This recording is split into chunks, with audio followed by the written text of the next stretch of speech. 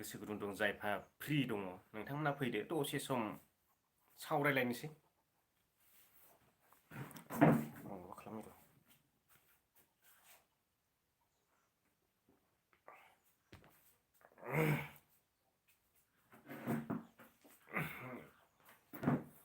लान्थि लुन्थिलाय फैबायलै खिन्थु दिनैहाय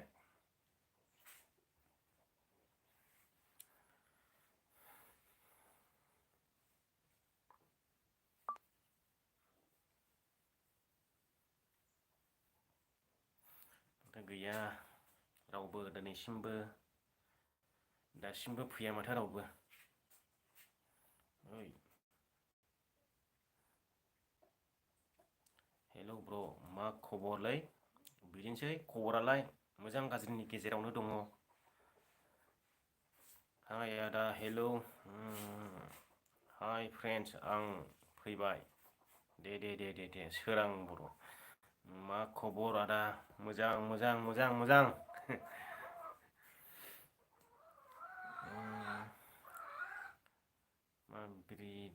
माब्रै दं दिदि मा दिदि गोरा मा बाबु बिदिनोसै हौवा ना हिनजाव जाखो मिथिला। मोजां नामा ब्र'? मोजां दासान्दि। हाबाया माला ब्र'? हाबा उइस गरमथार नामा? गरम नङा आङो दासो दुगैदों बेनिखायनो लान्थि थादों आङो। थान्दासो देग्लाय हले आदा नोंसोरनियाव बर'दिन जाहैगोन। आं सहैगोन ना सहैलाथाय? मा खबर आदा? बिदिनो खबरफ्रालाय माथो खबर जाबावनो। जेरै आगोलाव दंमोन दा बेबायदिनो दं। जिउ जोबथारजासे सानफ्रामबो थागोन बिदिनो। बबाव दं आदा? आङो माइसुर बदाराव दङ दायो। JCB सालायग्रा मोननाव। मा एदावनो फैलायबाय नामा नोंलाय? एदावनो फैलायबाय जा मोजां सैमाया। दैट र'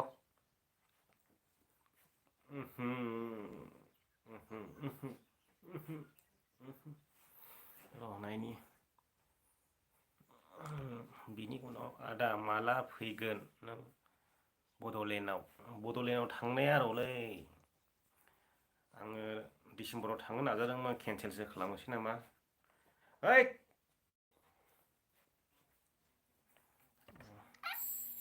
मा बिलाय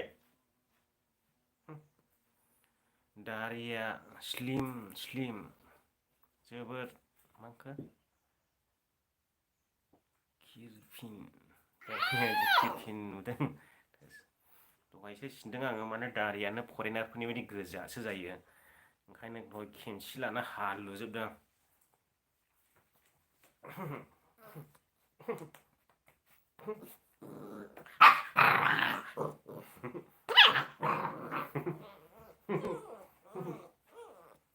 रागा फोजोंदों साला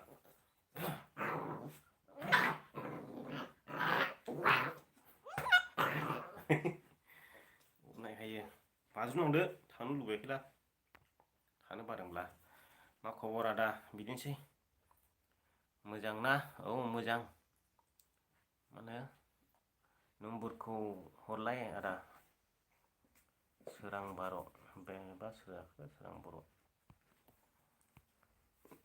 नाम्बारखौ बांद्राय डिस्टार्ब खालामनायखायनो हरलाबायनो बासैलां मोनायावबो उन्दुनो सुखखौनो होआ। दिनै रागा जोंनानै वाट्सआपखौनो डिलेटसो खालामब्रबलायदों आङो दासो खुलिफिनदों।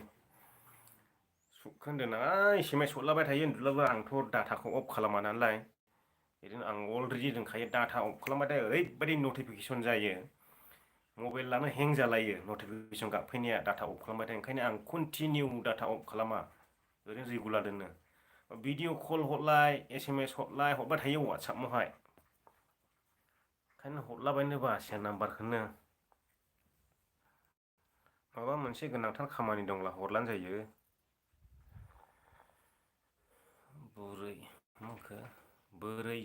बोरै आदा खबर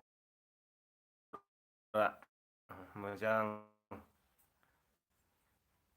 जोंसार दैमारि ना गोरान फोरान मा होनखो फोराना लाबोफा दैयानो गिदि दिदों दिनै मोनायाव अखा थिखा हानानै देनां गावनो हिन्जाव नायनो थांब्ला मा होनखोथाय बिहामजो नायनो फैदों होनजाबासो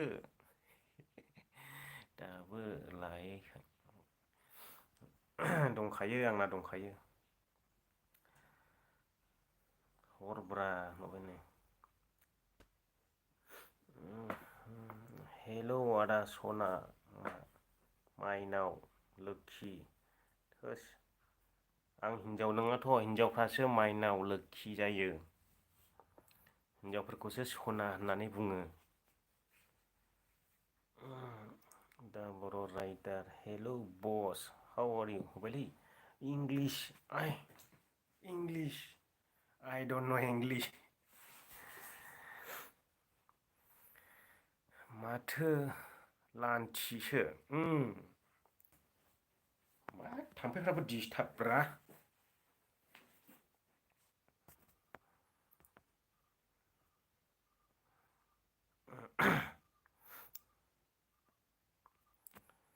कानाडा सिख्ला फथाया मानो आदा नाङालै आं गुबुन हारिखौ बायदि फसाया हामजाया आं इसेबो मिलायनाय मोना मा ओंख्रि जाखो बाबु जायाख' दासिमबो ओंखाम जायाखै दासिमबो जोंनावबो हरो जानला मोनलाखा हिनजावफोरखौथ' दा बुंसै हिनजावफोरनाव ओरैबायदि SMS फैयो दाख्लै सान्दियानिखौ चेक खालामजोब्बाय आं ओरैबायदि अयथासार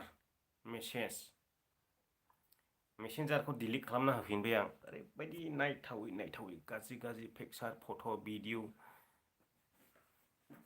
बिसोर दासो नाबाल' सिख्लासा बिसिनाव बेबायदि हरना होला मा जागोन दे बर'आनो हरनो ना हारसायानो हरनो बुंनो हाला नामाथ' गुबुन गुबुन लाजोबो प्रफाइलाव थांनानै चेक खालामहै सोरनाबा लक सोरनाबा फट' गैया गासिनो फेक एकाउन्ट रागा जोंनानै मेसेन्जारखौनो डिलिट खालामबाय आं इन्सटाग्रामाव सासे दंलाय ओमफ्राय हायद्राबादनिनो फटकखौनो 50थासो हरना होनदां सान्दिया जानानै गेलेगासिनो बिथाङा ओमफ्राय SMSआ माबा फ्रेंक खालामलायनो फ्रेंक जानोलायनो आं नोंजों दसथि खालामनो गोसो दङ जाहरबावो आरोखि नोमफा खर'नि हौवा मानसिफ्रा हिनजावफोरजों लोगो जायो होनना बुङोना आं हिनजाव नुफैनायखाय नामा नोंलाय होननानैहाय नोमानाव मेसेज हर होनना बुंहरगारालै आं जोंनानैहाय बाखाया आं बांद्रायखौ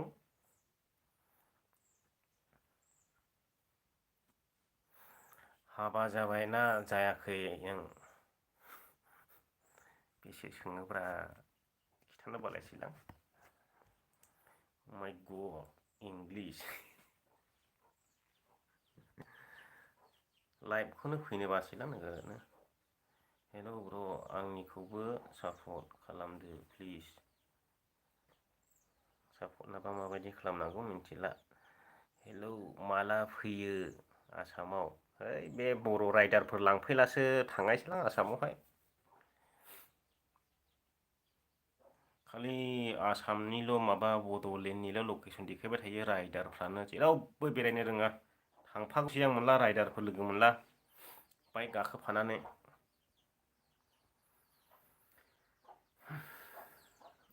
आं नोंखौ मा होनखो हौवाबाबो जा अनो आं नोंखौ आदा सना माइनाव लोक्षि हैद बे आं दाख्लै हिन्दीयावसो नुदोंमोनलै हौवाजों हौवा गोसो थोलायनायनि रियेलावनो गोसो थोलायो हौवाजों हौवा फाग्लासो दिल्लीनि ना बहायनि होनदोंमोनथाय इउटुबारफोर भिडिअ खालामदोंमोन बरिया आदा बड'लेण्डआव दा सम लोक्षि फुजानि नायनो मा लुबैयाखैना लोखि फुजाया जोंनिफ्राय गोजान गोजान थांनांगौलै जाग्रायानो मेला गिदिर गिदिर जाग्रायानो ओमफ्राय आंलाय गारि घराबो गैजाया मानसि लोगोफोर लायालानो फैनो रोङा गोरिब अबस्था मानसि जाहैबाय दा आदा खबरा माबोरै मोजां खबरालाय मा बाबु दाउदै गोमो हानजि माखो बुजियाखैलां लास्टनिखौ गोदना आं बुजियाखैलै एस एम बि निखौ वाल जों बुरैनावनो हरो सिख्लानावथ' दा बुंसै देख्ला हरनांगौलै बिदि हरग्राफोरखौहाय लाइ होला लाफाखायो राजेस हेभि ब्लग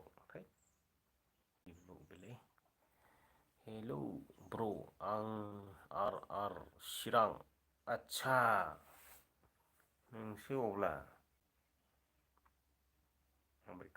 आमेरिकानियानो जानोसै आदसा होनलायनायानो माखो इटनिया इउटुबार माखो इउटुबनिफ्राय बेसेबां फैसा मोनग्रा जाखो सोरखौ सोंखो आं मोनथियासै आदा बुं थांगौ र' बेंगालराव बेरायसिनो बाइकजों फैखा डाइरेक्ट बाइकजों डाइरेक्ट फैनो हायाला गारियाव थिखोना लाबो बाइकखौ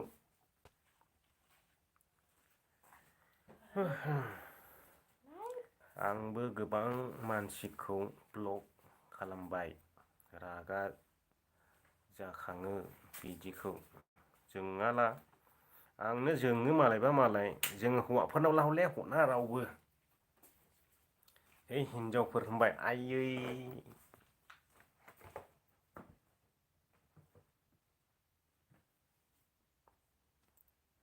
माबा हांसो फिसिग्रा फारामावहाय आदार गारसारनानै होयोब्ला हांसोफ्रा ओरैबायदि बिरग्लाब जाफैयो ओरै जाखायो हिनजावफोर होनबायथाय फाग्लासो हौवाजों हौवा गोसो थोलायनायखौ मा होनो बस होद आं मिथिया बिदिखौ आं मिथिया मा होनो आं नुखांबाय खिन्थु भिडिअ रियेल भिडिअ खालामखोमानायनि नुखांबाय आङो हौवाजों हौवा गोसोथोलायनायखौ फाग्लासो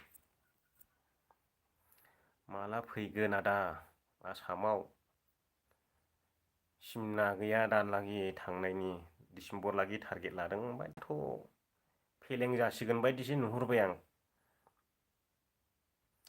माथो लान्थि जाखो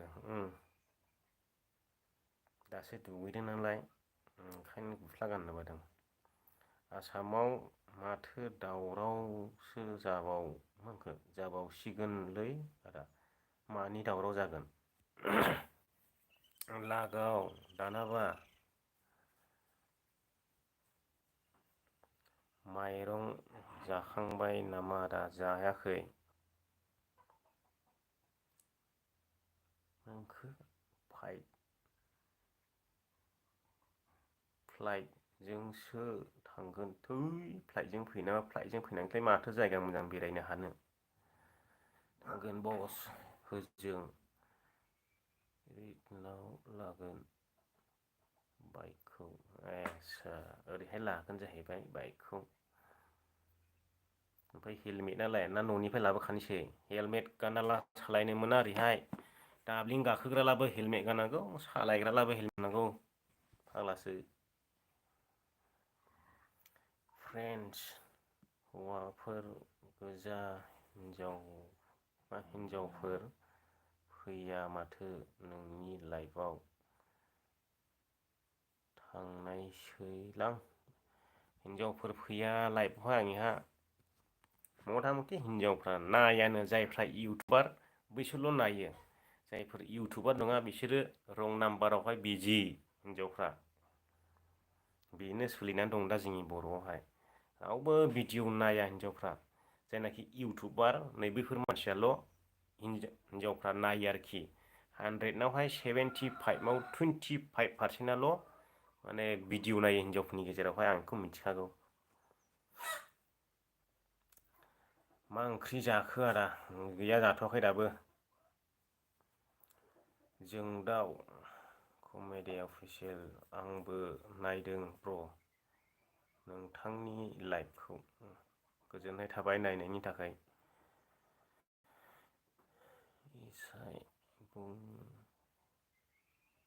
एसे बुंना हो आंनि चेनेलखौ साबस्क्राइब खालामनो।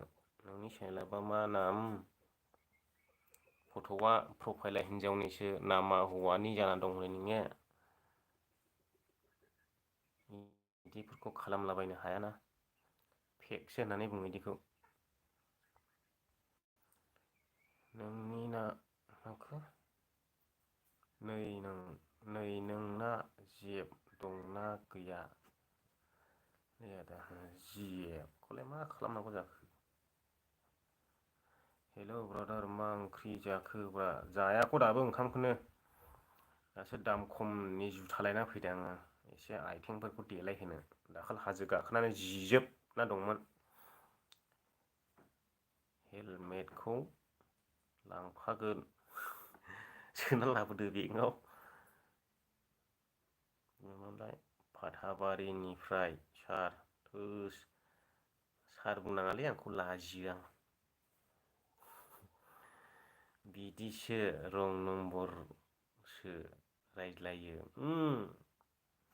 हौवाफोरनिफ्राय रासिन दं हिनजावफ्रा रं नाम्बार रायलायग्राया।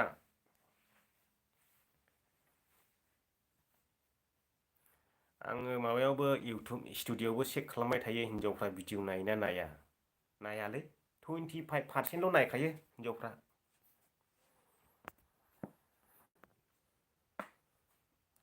ओमफ्राय आंनि भिडिअखौ नायो जाहैबाय 18 बोसोरनिफ्राय लानानैहाय 24 बोसोरनि मानसिया बांसिन नायो आंनि भिडिअखौ। हेलौ आदा हेलौ दोननांसिगोनलै बांद्राय गोबाव जाबाय। बारा गोबाव थाजाया। इउटुब जुलाफि आखरखौ फरायनो रोंबाय नामा आदा? थोस बे जुलाफि आखरखौ अ ए आबो फरायनो रोङालै। जुलाफि आखर नुबाथाय मेगन मोखसिमा ओरैसो नायहैयो आं बर्डनावहाय। ओरैहाय मा जाखोब्रा होननानै बिदि आखर नुबायथाय। आं फार्स्ट टाइम नोंनि लाइभ नायनाय जाबाय आदा गोजोननाय थाबाय। बर'लेण्ड ब्लग बाबा बर'लेण्ड ब्लगनो ओइ आदा ओइ ना हांखो ना बामिया आंबो जागौमोन। जेब्ला दै रानो अब्ला कन्टेक्ट खालामनानै हमनानै जाफै गोसो बायदि। स्टेट हमोना स्टेट हमोना स्टेट हमो बे नोंसिनि गोसो। ओमफ्राय बे खेबजाङा बेखौ लाबोफानांगौ। ओमफ्राय बे जे सारग्राया बेखौ लाबोफानांगौ। ओरैबायदि ना दंखायो अयथासार ना। मोनायाव खिन्थु देन्जार जायगाया। बै दैनि थालायाबो अन्थाइ गोजा मोनसेबो बाला मोननाय नङा। मा मोननाय नङा प्लेन अन्थाइ। अन्थाइ गिदिर गिदिर अन्थाइ बिसिनि हायानो अन्थाइसोना। बादामालि खानाय गोजा जै बोरैबा गाग्लोबबाथाय लांगा ना बारलि बारसिनबाय। दाखालि मोनायाव गावहैनाया खनसे बेलथायगासिनो हाबाखै आं दोखो जाबोखादों।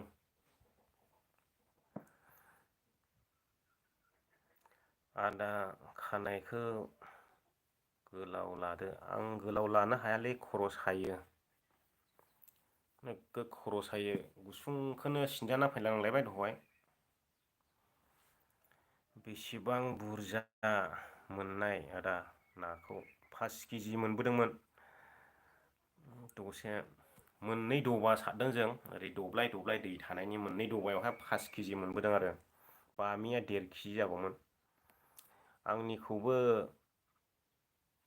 आंनिखौबो हौवाफोरल' नायो। बेनिफ्राय 35 हिनजावफोर नाय जाहैबाय 35 मा हौवाफोरना हिनजावफोर जाखो दा आं बल नायनोसै थांसै नोंहा बाहायबाय जोंनि माखो क'क्राझार माने क'क्राझार रामफल बिलाव जादों आदा दिनै गोगोम जागोन आदा थांदो दे नायहैदो आङो न'आव थाङोब्ला क'क्राझार स्टेसनाव ओंखारगोन बङाइगाव स्टेसनाव ओंखारा क'क्राझार स्टेसनाव ओंखारगोन क'क्राझारनिफ्राय ओंखारनानैसो बेरायलांलाबायनोसै आंखौ सिनायाखै नामा ओहो सिनायाखैथ' आरोलै ना बमा माखो बुम्बा राया ओहो हमबा होनदोंमोनदां बमबासो जादों जेबो बुङा हमनोसो थोनो ओमफ्राय लकेल मानसिफ्रा मा गिदिर गिदिर मोननाय नुब्ला बिना लाङो लकेल मानसिफ्रा गिदिर गिदिर मोनब्ला देखायनाङा बिसोरनोहाय हमनायखौलाय जेबो बुङा हमनोसो थिनो गोसोबायदि नायाबो गिदिर गिदिरानो 120 थाखा केजिल' ओमफ्राय नै दाउआ एब्र'हाय फुजा समखाय नोगोद सेल जादों दा बारायदों एब्र'हाय 190 थाखा केजि जादों कालि फुजा बायजासिम थागोन जाहैदों बे रेटना दाख्लैथ' आं फैजेननायावहाय गथा लाबोयोला केजियाव 100 थाइबाल'मोन ओमफ्राय नों गोदाना लाबोयोला 140 थाखा केजि बिदिल'मोन दाउनि बेदरनि दामा दा मोखांखौ आर्मि खारलां होजादो माने बारा हमनो हायाखिसै आर्मि खारलां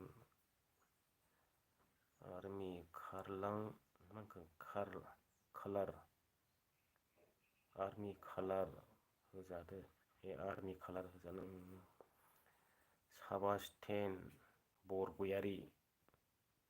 साबास्टेन बरगयारिया माथो मेरला दङ दैथुन मोसाहारि हेलौ आदा आंहा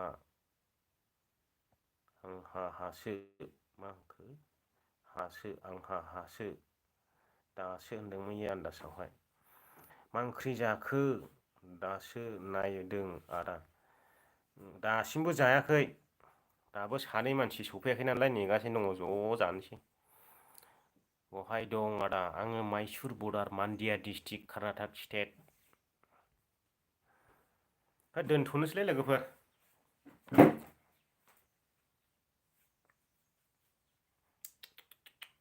दोनबायलै नै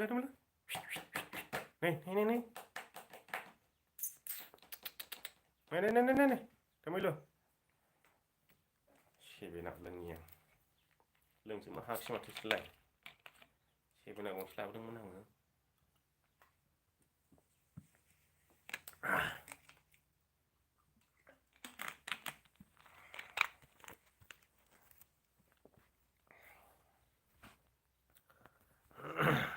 खमायना थांगौमोन आं दाख्लै थांनायालाय है दुरबल साला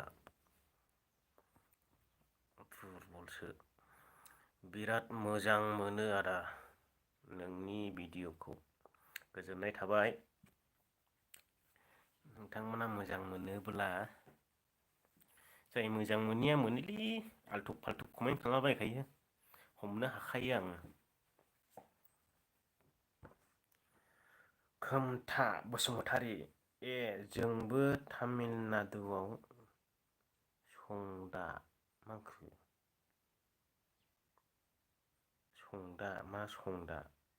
संखौलाय मेथाइखौसो होनो लिंसार बर' सानै दोनोसो आदा सानो दोनैसो आदा बारा बुजियासै हिनजाव लादो असाइस नुथारबाय नुथों बेसेबांनाखि असाइस नुयो नुलांबाय थाथों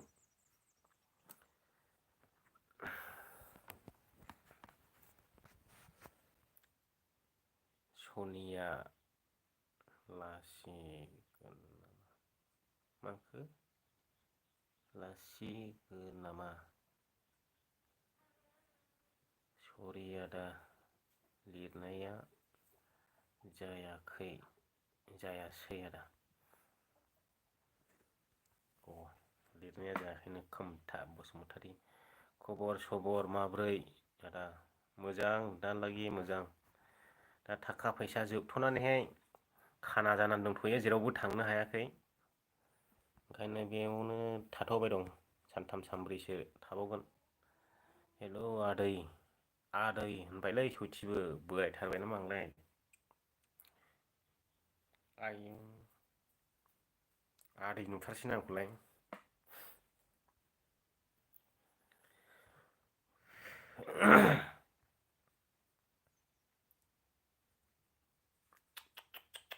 दोमलै नै ए हाग्रानि लेथ्रा लाबोदोंलै बाव बिसिनायावहाय बुजागोन आंजोंहाय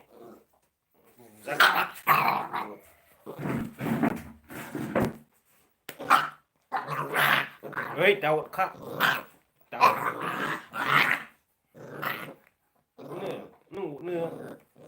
अरनो नोंखौ ओरै होगोन आं नै थारखि बिनि मेगना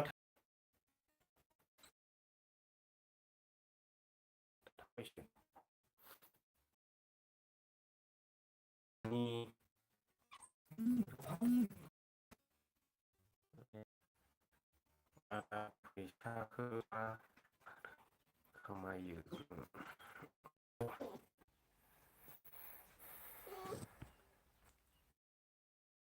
डाटा जोब्बाय मोसाला सोलायनांदों मालिला सोमखोर नै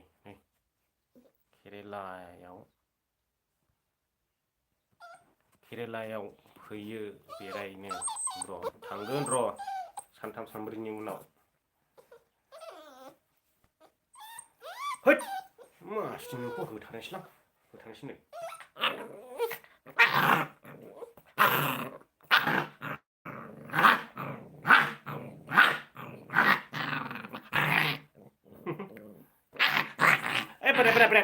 ओइ दाउखा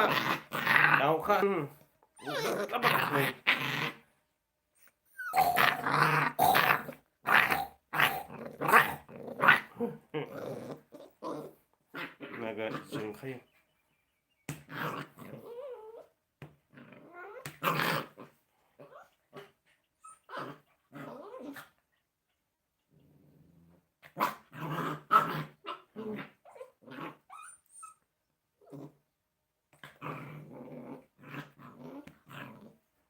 नोगोद जोंखायो रायदावला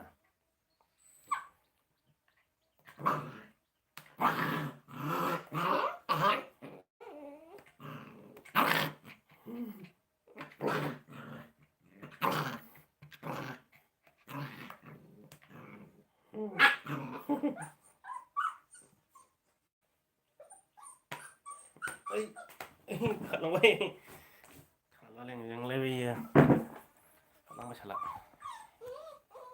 ओंखाम उखैदों हरजाबासो सैमाजों दाखालिबो अखादोंलानै हाथाय थाइनै हाबदों जियारानि सोरनिबा माबाथाममोन हाय मारै दं मोजाङैनो दंलै दालागि इसोरनि अननायाव सिख्ला सासे नागिरना हरदोलै आसोल आयु आं हिनजाव बाथा नङालै बिदि नागिरनो आं गावनिखौ नागिरना लादोङाखै आरो नोंसोरलाय आंलाय बोरै नागिरनो हानो जारुंमोनहा बहा थांदों आदा जारुंमोनहा सर्ट भिडिअ मोसाहैगासिनो दङ बैथिं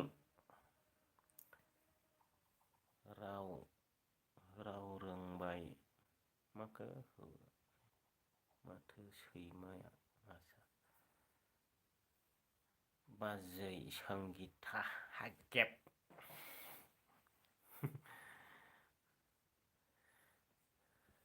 संगिता इसदियारि मा लानथि थिसो आगै बिदिनो दासो दुगैखांदां खानाय सिनजानानैहाय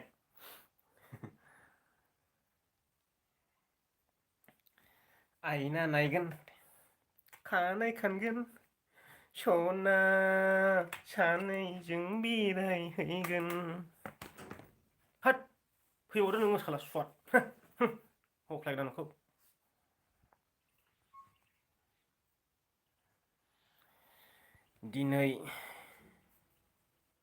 दिनै लोङाखै नामा आसोल दाखालैनि बायदि सोर जाखोलाय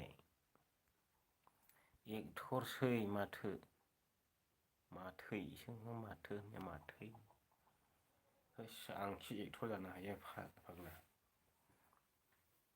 दोननांसिगोनलै बाबाय आं नायनोनो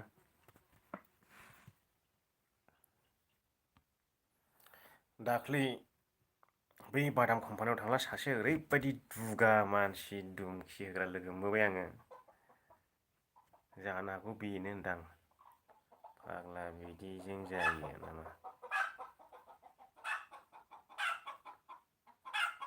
खोमथा बसुमतारी तामिलनाडुथिं फैया थांगोन ना थाङा आं बायोलै तामिलनाडुआवहाय गरमखायनो थांनोनो जा हिंसाम नुदों जोंफोरखौखि हिंसाम नुबावो नामाब्रा हौवाफ्रासो हिंसाम होनलाय बोरै जानोलै हिनजावफ्रा हिंसाम होनना लालाय हौवाफोरजोंसो गोसो थोलाय नामा आंलाय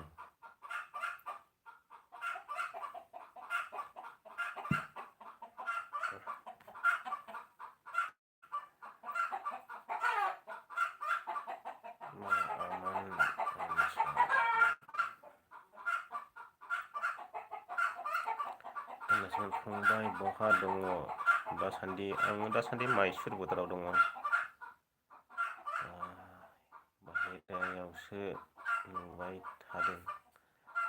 बाहेरायावसो नुबाय थादोंमोन नोंखौ दङ दाबो बाहेरायावनो दं आदा हायद्राबादनावबो फैदो बेरायनो हायद्राबादनाव थांनो गोसो दङ मा खालामनो आन्द्राथिं फैया नामा बड' मेकार चेनेल बड' मेकार चेनेल आन्द्रायाव फैलै बेनो जाखागोन नालाय ओरैबायदि दुगा थिफुला खिफि एवजानो दिगावआनो गैया ओरैबायदि मोनसे भिडिअ खेबदोंमोन आं बादाम कम्पानियावहाय गावसिनि जाथि जायैनो माबा खालामो जा दुमखि हरबाय थाबाय जाम्बा सियान लोंनानै रायज्लायहरबाय थाबाय आंजोंहाय ओरैबायदि जोंबोखादों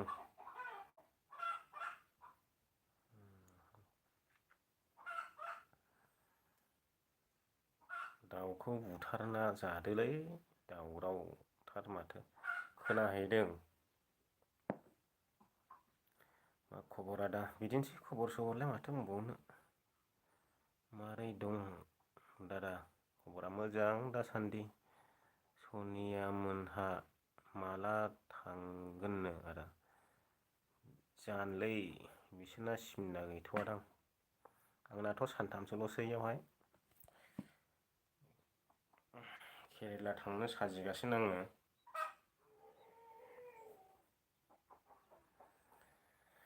दा बहा दं सनिया मोननि न'आवनो दं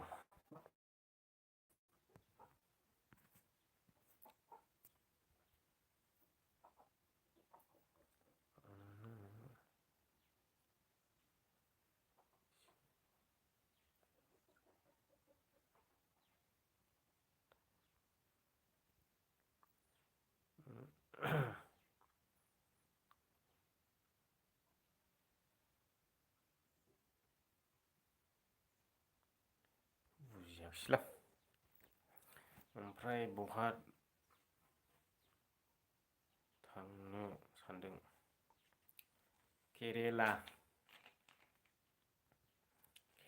केरेला थांनो सानदों। दा आं नोंखौ लोगो हमनो लुबैदों। नोंबा बबेयाव? केरेलायाव थांबा खारलांदों। थांबा जायगा देखाय जोंनो। मोजां जायगा दं। दंनायालाय दंनो, ओमफ्राय अबेबा जायगाफ्रावहाय भिडिअ खेबहोआनो केरेलायावहाय बिदि खबर मोनदों। दा खनसे बडिखौ देखायनाय। आंना बडि गैयालै। मा बडि नायनो लुबैलाबायनाय बेलाय। बहाथो बडि दं, आंना बडियानो गैयानो गोरानसो।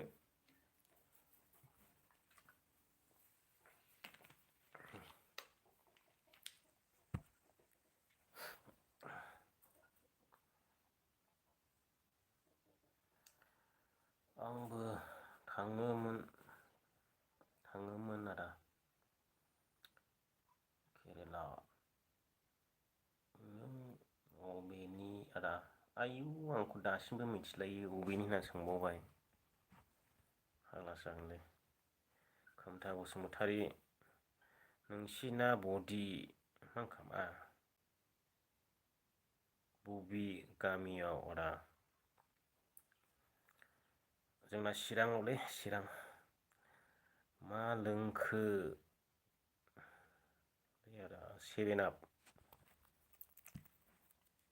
सेभेनाप गुसु लाना फैनानै दहाय बेखौनो लोंगासिनो सेभेनाप।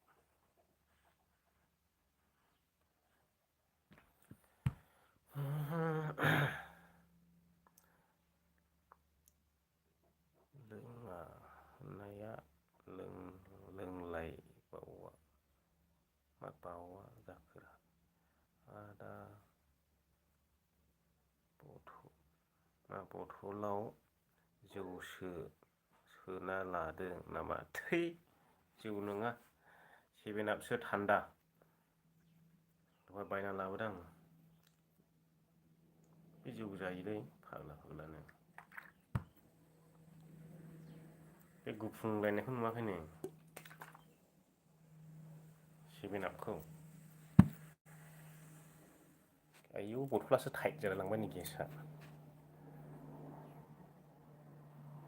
ओंखाम जाबाय नामा? दा जाथ'वाखैलै।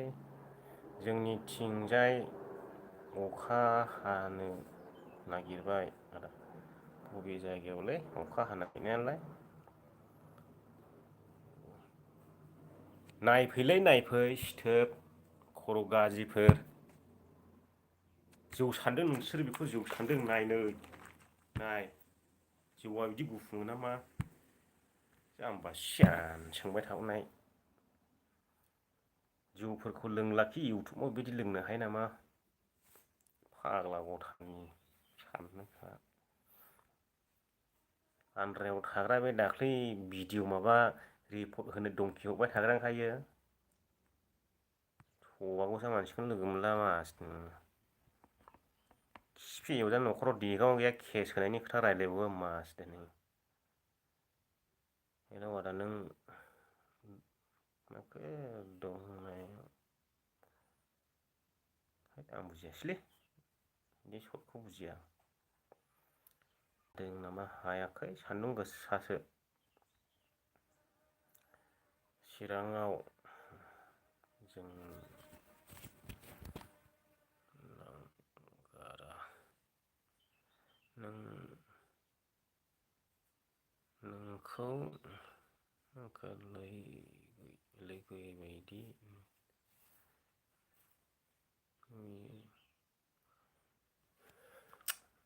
फरायरोङासैलै। लैगै बायदि नुयो मा खोथाय?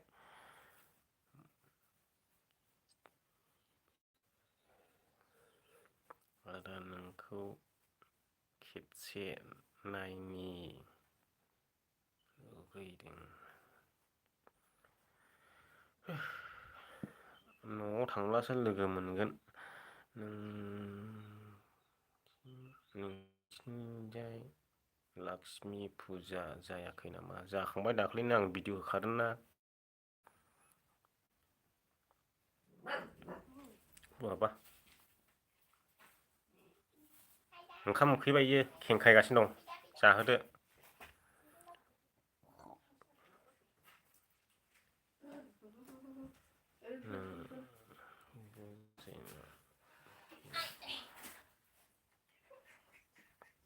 होस 1 घन्टा एसे सयथिबो दोननांसिगोनलै हाजिरा दोनथां माला न'आव फैगोन आंनि थांनाया सिमना गैथ'वा दायो आंनि थांखिया जाफुङाला आं थांनाय नङा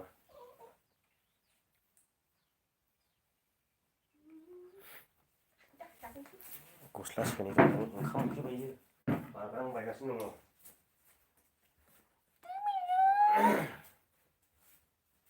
बेलाय सानदिया संबाय थानाया दासो फैदों नै मोसाहैनानै आयु गस्लाबो गुफुर नायदों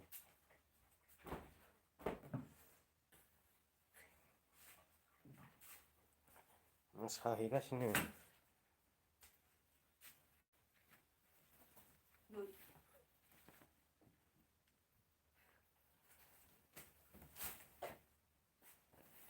सोर माथा फाग्ला जानायखैलै एफा गाज्रि कमेन्ट हरग्रायालाय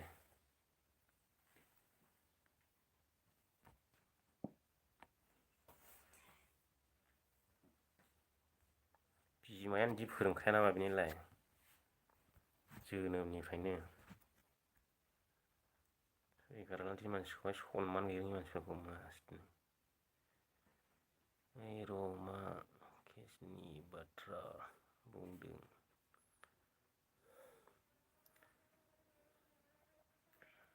आन्द्रायाव थाग्राफोर आन्द्रायाव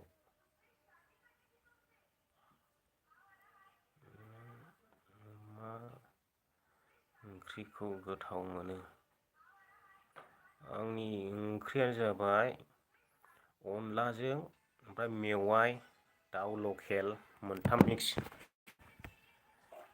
मोनथामजों मिक्स खालामना आंनि स्पेसियेल बियो फेभरेट फैबाय नानि मोनहा सासे फैबाय अरन बर' नोंनि भिडिअ'खौ सानफ्रोमबो नायो आदा नायो आं आदा गोजोननाय थाबाय नायनायनि थाखाय आंखौ सिनायो नामा लफय नोमाया फोरोङा नायनो बायला दानायलै नोंसोर सानैया ओंखारलांबानो जाबाय नाङा आङो नोंसोरबायदिखौहाय अगियान मानसिफोरखौहाय हायोब्ला मोखाङाव फैना बुंफैना बेबायदि हेथार मानसिफोरखौ सैयालै आं मान सनमान गैरोङि सुवाद साला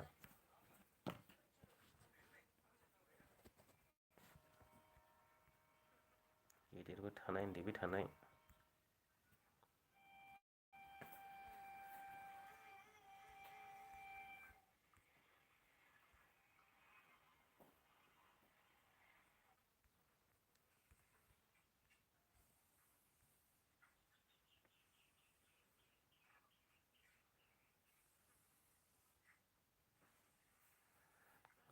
आं इसोरखौ स्क्रिनशट खालामना लानि दा आइपि एड्रेस नायनांगोन ना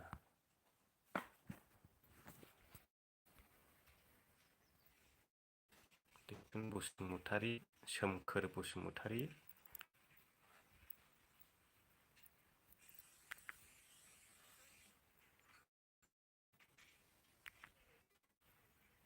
जाबाय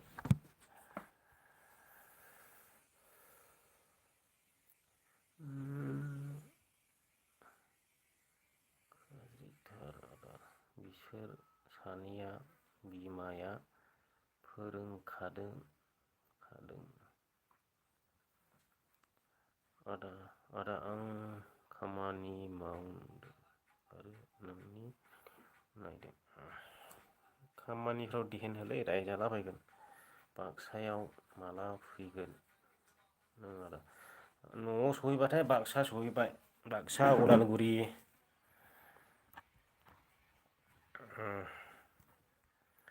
हेल' ब्रदार, हाय आदा, आं दोननोसैलै दे लोगोफोर।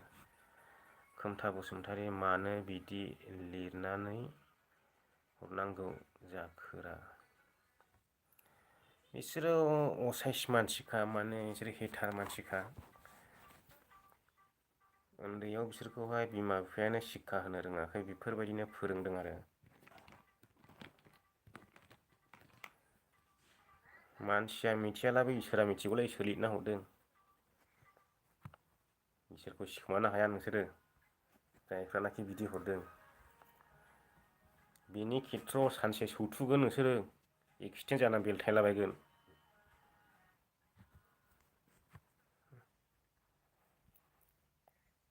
आं जोंबायथाय साव दाहोजालै रावबो, खुगाया दद्रा आंनिया। आं जोंनानै सावहोनांगौबाथाय जागोनबो रेलावबो। आंनि खुगाया दद्रा।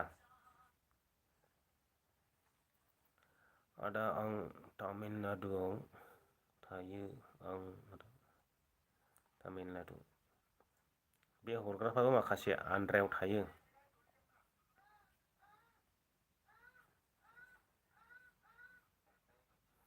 मा ओंख्रि जाखो आदा? मा ओंख्रि जाखो ब्रादार? जाथ'वाखै ओंखाम। जोंना आदा खबरफोरा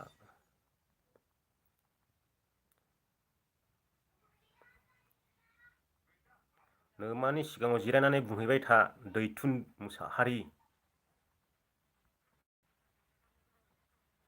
मोखाङाव फैनानै बुंफैलाय, खाथियाव फै। माबायदि हेटार बियो नायनां।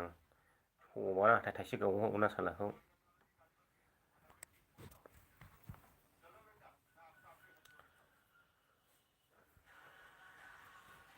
ससियेल मिडियायाव बिदि हरला हमनो हाया आंलाय थियो दा बे।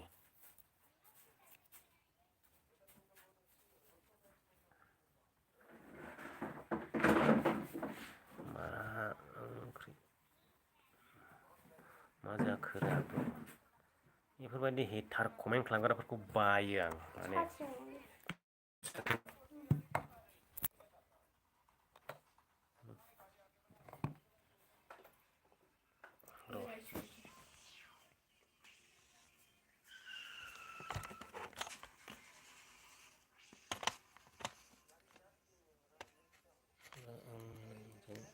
दहाय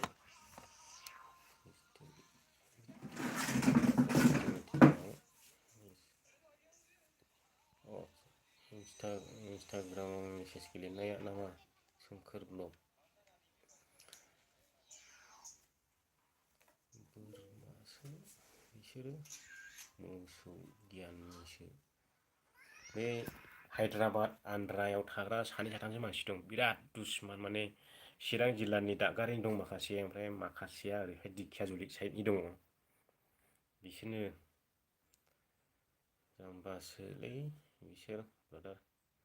थिगखा, बिसोरो जेबो गियान मोनाखै होननानै जोङो बुंनो हायो, साननो हायो बेफोरबायदि मानसिफोरखौहाय।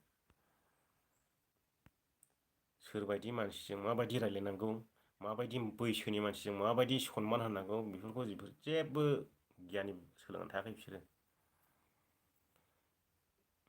सोर बे दैथुन मुसाहारिया? बबे बबे जायगानि इसोरासो मिथिसिगौ सोर बियो। जों मानसि हारियालाय बहाथो मिथिबावनो। मा खबर फंबाय? अरलेन बसुमतारी मोजां दासान्दि।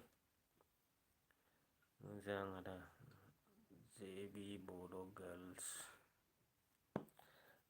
आं दोनथ'नोसै लोगोफोर, बाय 1 घन्टा थाबाय आं नै लाइभआव। दहाय हरदोंमोन आं, नों बुंदों गारियाव दं होनदोंमोन आदा। औ, हमनो हाबाय। दासो सफैखादों आंबो, बावखायाखै। 1 घन्टा 1.5 घन्टा बायदियानो जाबाय सफैनानै। आरो नों मोजांखौनो बुंदों।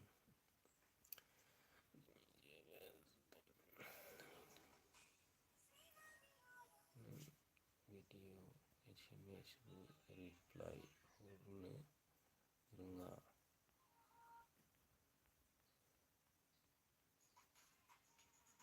जों एसेमेसाव थाबाय थानो हायालै सोरबा आर्जेन्टलि बाथ्रा बुंब्लाल' बिसोरखौल' रिप्लाइ होनो हायो इमारजेन्सि खोथा दं होननानै बुंब्लाल' सोर साबेसेखौ रिप्लाइ खालामबाय थानो हानाय जोंलाय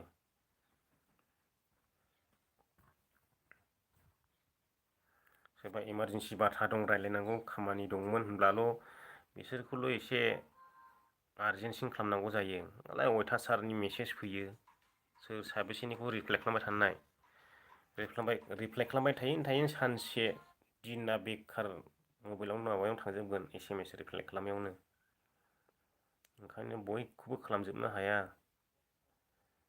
सोरखौबाथ' हायल' होनहरनो हायो सोरखौबाथ' हेलौल' होनहरनो हायो सोरखौबाथ' लाइकल' हरनो हायो SMS खौनो नायब्लाबो आरो आं मेसेन्जारावथ' रिप्लाइ खालामखाया मालाबाबो मेसेन्जाराव रिप्लाइ खालामा आं इन्सटाग्रामब्ला हले आं रिप्लाइ खालामो लाइकब्लाबो रिप्लाइ खालामो हास्लाबथाराब्लाबो मेसेन्जारावब्ला हले आं रिप्लाइ खालामा आरो बबेनि बे दैथुना बबे बबे जायगानि इसोरसो मिथिगौ नेक्स्ट महालोखि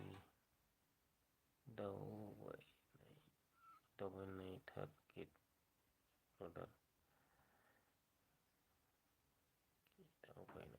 दावबायनाया केरेलाखौ थांखि खालामनानै दङमोन एसे मोजां मोजां जायगा दङनो केरेलायावहाय बिनि उनावहाय गवा दा आं खामानि मावहैदो आंबो दोननोसै हाय आदा नै जुमुनिया दासो फैदों जुमुनि ब्रह्मआ मैया लाइभआव वेटिं दोनबाय थाबावो जोंखौहाय मा खबर बिदिनोसै खबरालाय गोबावजों खनसे आं लाइभखौनो होलालै दिनैनिफ्राय बन्द' खालामथारनोसै जाथारै जाथारै कमेन्ट हरग्राफोर थायोलै आदा प्रमसन होनांगौमोन माने मानि प्रमसनलै मान कमेन्टफ्रानो जाथारै फैयो बायो आं माथो लाइभ फैनोहाय माबा दाखोर बारियाव गोदोसोनानै थानाय बुजिनो रोङि बहायबा हाखराव एब्रेनानै थानाय गुदुङाव हाबनानै थानाय मानसिफोर ओंखारबोजोबो कमेन्ट होनो जाथारै ससियेल मिडियाया मा बेखौबो बुजिया गुबुननि बुंनायखौ जेबो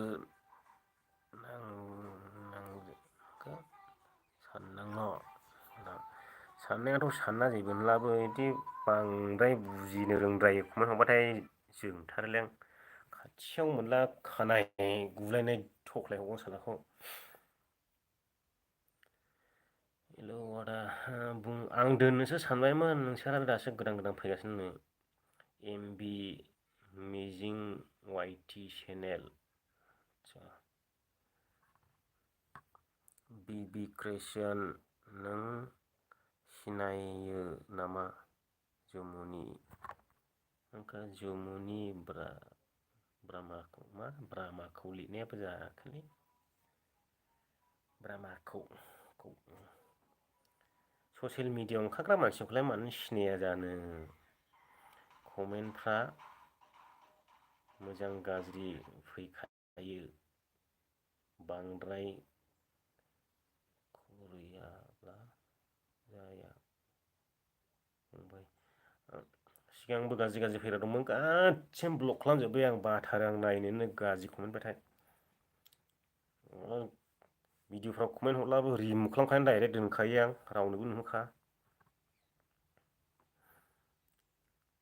आंबा दासो फैदों आरो सयथिबो होद सान्दिया फरायदो दसे फरायासै होनबा हनै बालायलांबाय आं नायनोनो दोननाङा दे होबाय था आयु मबाइलफ्रानो दुंख्रावजोबगोनलै सार्जबो गैबावा बिनि सायाव मबाइला 65 जादों आंनिया पावार बेंकआबो चार्ज होआखै नामालै आंनियालाय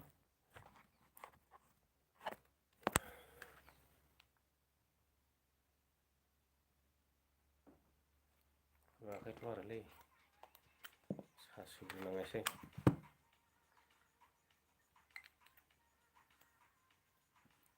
कारेन्ट दं दा ना गैला ए नों हरैसो होदों ने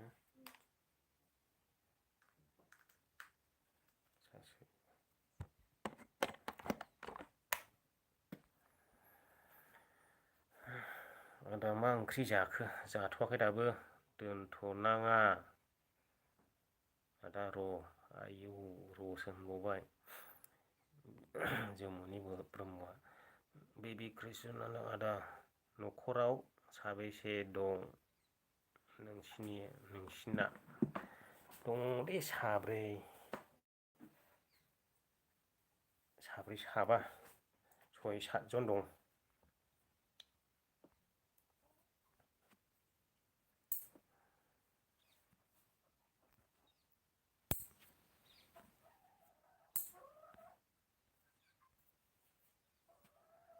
मबाइलाबो थाबथालाबायजोबखासै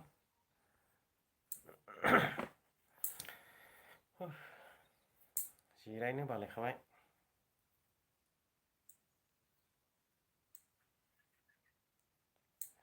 लांदां मोनलायगोन दासो खानाय सिन जाबोनानैहाय खर' साबाय थाग्राया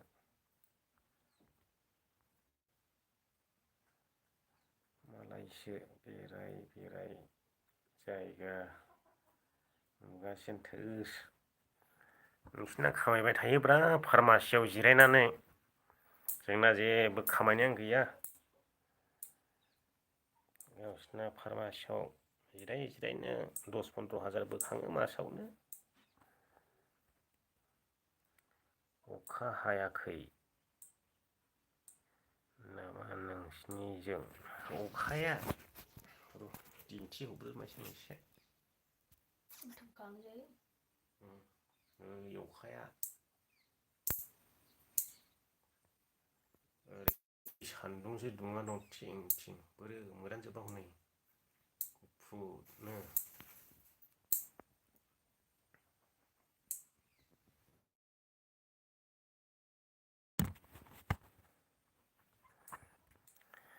माथो मोजांखौनो नुवाखै मोजां नुवाखै नामा भिडिअ'खौहाय गोसो थोनाय सिख्ला दंना गैयालै भाइ थोस गोसो थोनाय मानसि सोंखायोलै फाग्लासो जागोन बारा नेट नांबाङाखै नांखानाय नङा नेटआ प्रब्लेम बिसिनिजोंहाय नोगोदनो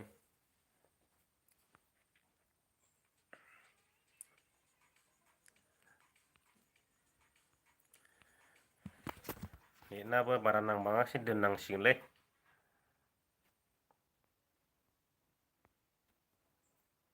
मबाइलानो थाबथालाबायगासिनो दङ नेट नाङाखैनो गैलालै अखासो हाबावनोसै नै एमबियाबो बेटारिया जोबनोसै दे मोनायावसो हायो खिनो ओंखारदों नामालै भाइ थोस कमेन्टआ फाग्लासो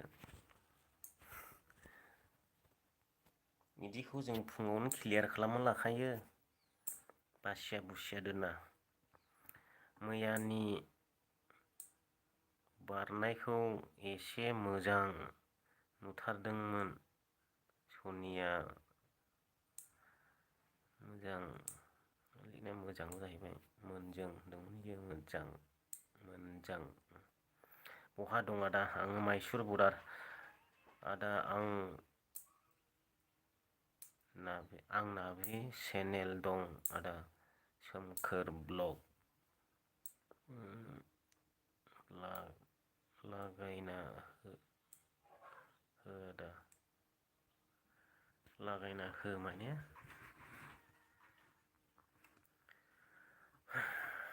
अखा हादोना आदा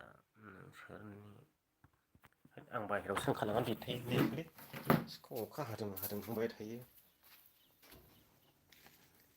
नै अखाया एकदमबारे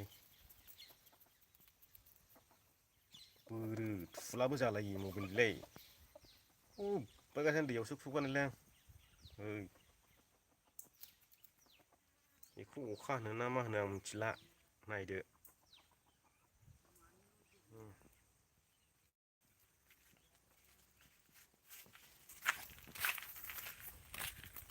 ओइ अखाया बेखौनो होनो नामा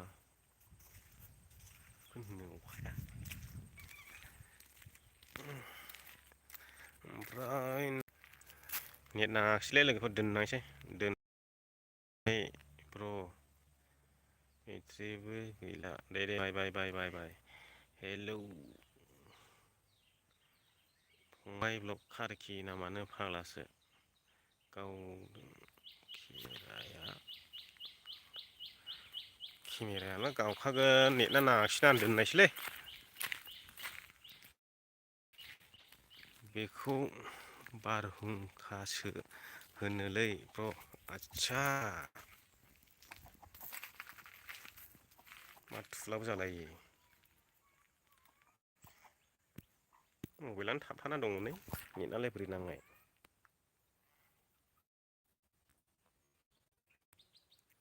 फुलाबो जाला मबाइलानो फाग्लासो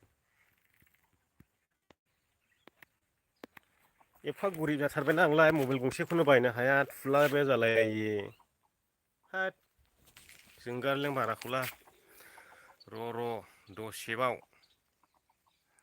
आं दासो फैदों लाइभआव आदसा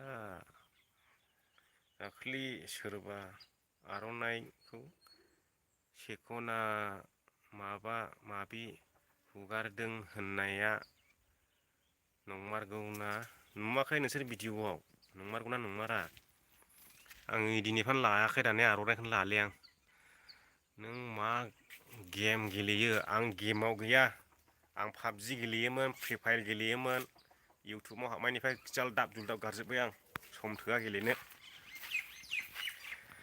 दे बेयावनो बिदाय लाबाय लोगोफोर बयजोंबो आङो दोनथ'बाय नेटबो मोजां नाङाखिसै दसे सम लाइभआव फैनायनि थाखाय बयनिसिमबो साबायखर बावनानै दिनैनि लाइभखौ बेयावनो फोजोबबाय गोजोनथोंसै बयनिसिमबो जै बर' हारिनि कमेन्टआव जै लिरजोबदोलै जायफोर दंमोन लास्ट कमेन्टखौ फरायसानायसै आं नों मा गेम गेलेयो आं र' होनदोंमोन सासे आं गैला 1 घन्टा जाबाय नै अब्लासो